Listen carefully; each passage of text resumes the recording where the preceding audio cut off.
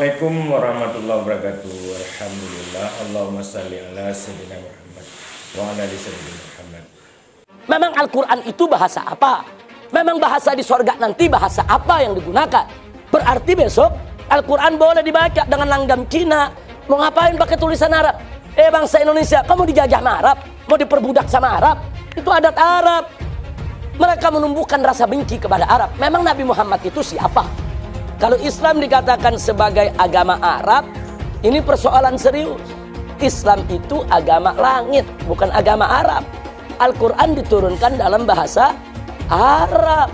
Harus dibaca dengan notasi Arab. Dan bukan kita yang orang Arab pengen Al-Quran dibaca dengan langgam Arab. Bukan. Allah dan Nabi yang suruh.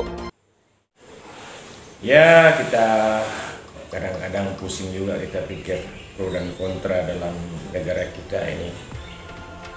Seperti yang Habib Rizik katakan benar, ya saya dukung. Memang Islam itu berasal dari Arab. Nabi orang Arab, lahir di Arab, di kota Mekah, kemudian wafat di Madinah. Beliau memang orang Arab. Al-Quran bahasa Arab. Kenapa bahasa Arab? Karena Allah menurunkan pada nabinya orang Arab, tentu saja harus berbahasa Arab. Gak boleh berbahasa Indonesia atau berbahasa Aceh umpamanya.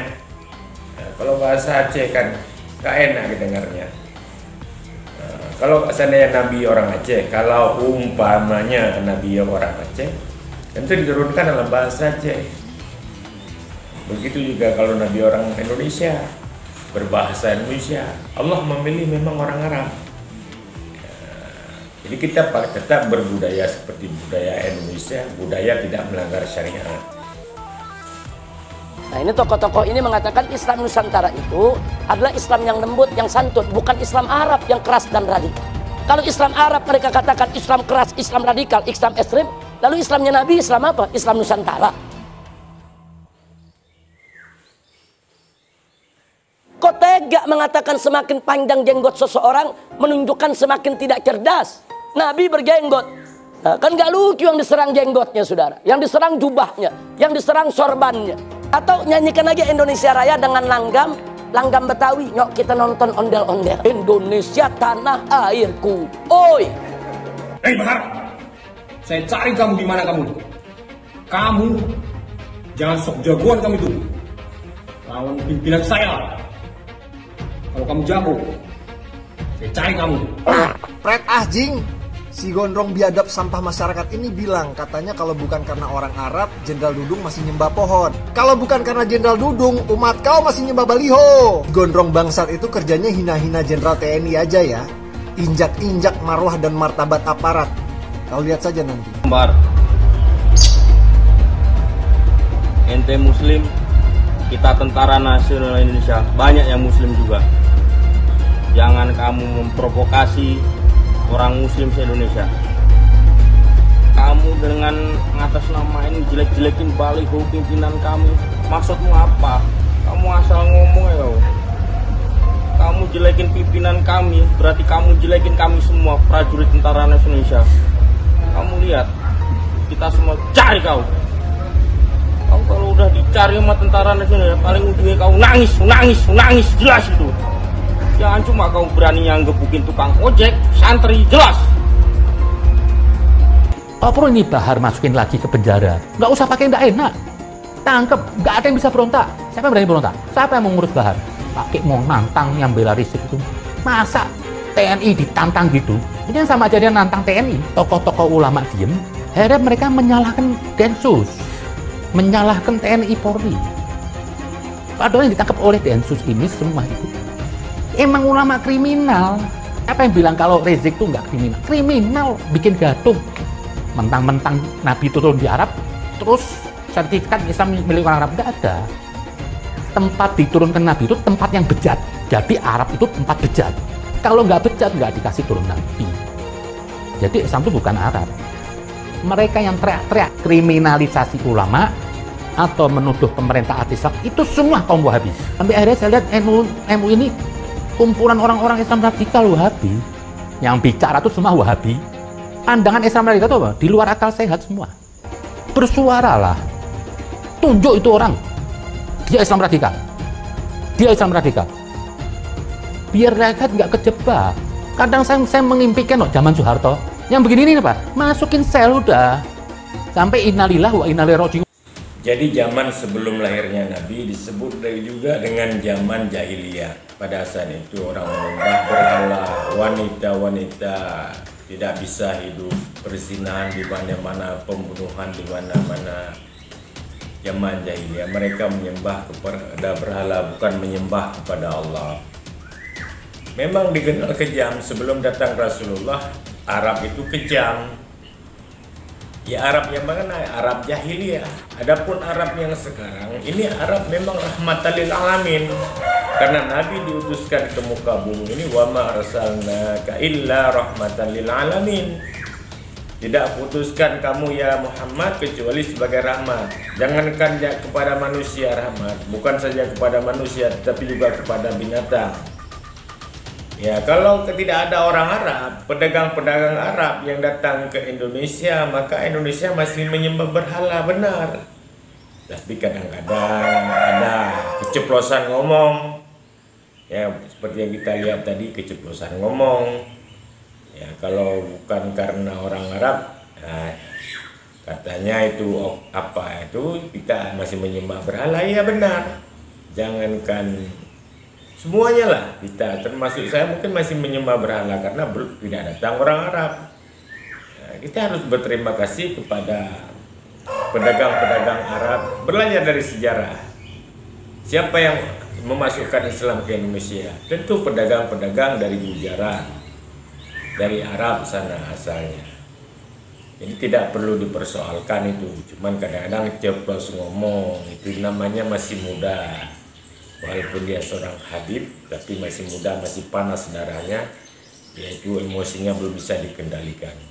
Aisyah, satu-satunya istri yang dinikahi Nabi dalam keadaan gadis.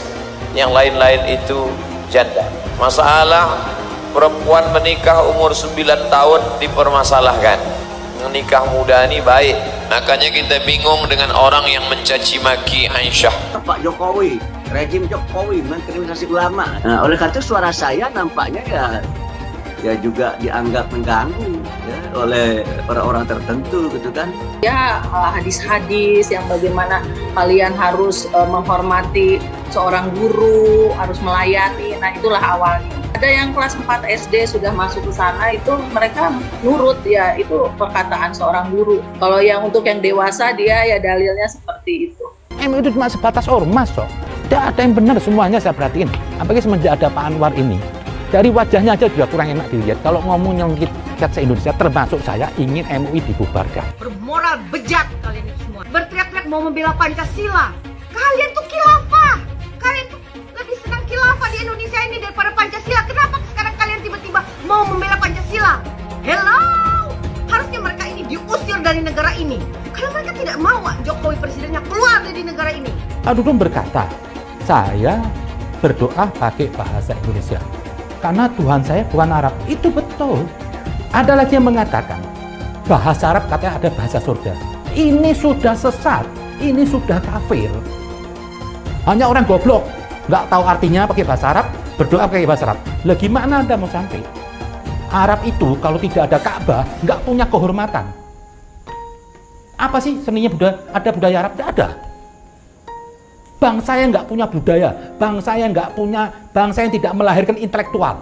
Siapa coba intelektual Islam dari Arab? Tidak ada. Islam masih jauh dari kesempurnaan. Jangan sok Islami lah. Hindarin tuduhan kafir ini semuanya. Lihat Islam yang ada nih sekarang nih, pengen saya memuntah kok lihatnya. Sudah nggak ada enaknya. Agama mempersulit orang. Sekali lagi, Tuhan bukan Arab. Tahu Dudung kan Jenderal Balai? Tuhan bukan orang Arab. Nah, yang seperti inilah yang Allah utamakan juga untuk masuk neraka. Bahasa menurut surga bahasa Arab. Jadi kalau bukan karena para ulama, para habaib yang datang dari Arab bawa Islam ke Indonesia, ya, itu si Dudung mungkin masih nyembah pohon. Baik, ada kalau yang bukan bahasa Arab batal sholatnya. Mana ada orang kita sholat pakai bahasa asing. Inna sholati, my praying, wa mahyaya, my life, wa mamati, my die, lillahi ta'ala, for you, oh my God. Ada, kita mesti pakai bahasa Arab. Kenapa kita kok ada gerakan di sini kafir, bahwa patung Garuda ya itu kafir. Itu dulu yang ditumpas oleh Nabi itu berhala. Patung burung Garuda. Orang tidak pakai cadar dibilang kafir. Orang kalau tidak begini dibilang kafir. Kalau tidak ikut sistem ini dibilang kafir. Kita semua harus melawan, bukan hanya pemerintah. Allah Tuhan itu bukan Arab. Jangan salah kaprah, karena Allah itu bukan makhluk. Dia sang pencipta yang menciptakan sekalian alam ini. Allah tidak bersifat seperti sifat manusia. Bukan bangsa Arab. Benar, bukan bangsa Arab. Laisa kamitslihi syai'un. Allah tidak serupa dengan yang baharu. Allah bukan bangsa Arab. Cuman Allah menurunkan Islam di negara Arab. Siapa bilang dalam Islam itu tidak ada intelektual? Ibnu Battuta, Ibnu Sina, ahli kedokteran. Bahkan Rasulullah intelektual nomor 1. Orang nomor 1 dunia dan akhirat. Siapa bilang ada intelektual? Nabi Ibrahim alaihissalam itu intelektual dunia akhirat. Nabi pangkat yang paling tinggi adalah Nabi. Nabi Muhammad penghulu segala Nabi. Itu the best intelektual. Jadi kalau ada orang yang menyatakan bahwa di Arab nggak ada budaya, nggak ada intelektual, itu orang segoblok-gobloknya orang itu. Nabi rahmatan lil alamin. Dari sekian triliun manusia, Nabi Muhammad orang yang paling the best. Jadi jangan salah ngomong. Bahasa dipakai dalam surga bahasa Arab, jangan dianggap sesat. Ini sebaliknya, orang yang menyatakannya ini sudah sesat. Ini jangan memutarbalikkan fakta. Jadi jujur, kita harus mengakui kelebihan orang lain. Rasulullah Nabi Muhammad bukan hanya pemimpin dunia, juga besok di akhirat yang memberikan syafaat. Karena mungkin mbahmu memberi syafaat. Minta dengan pemimpin di dunia ini siapa? Orang tua kita tidak mampu memberi syafaat. Yang memberi syafaat besok hari kiamat adalah Rasulullah. Jadi jangan salah ngomong. Ya, doa boleh dengan bahasa apa saja. Mau bahasa Inggris, bahasa Cina, bahasa Thailand, bahasa Jepang, bahasa daerah, silakan. Allah Maha mengetahui. Yang penting dalam berdoa kita harus punya adab. Menghadap kiblat, mengadahkan tangan, baca auzubillah, baca bismillah, kemudian baca puji alhamdulillah, berselawat ke Nabi, kemudian ditutup dengan selawat. Silakan dengan bahasa Indonesia, minta apa saja. Jadi jangan pikir Allah tidak tahu. Allah Maha mengetahui segala bahasa, karena yang menciptakan bahasa juga Allah. Jangankan bahasa, kita diciptakan dari tidak ada kepada ada. Ya, jadi Allah Maha mengetahui.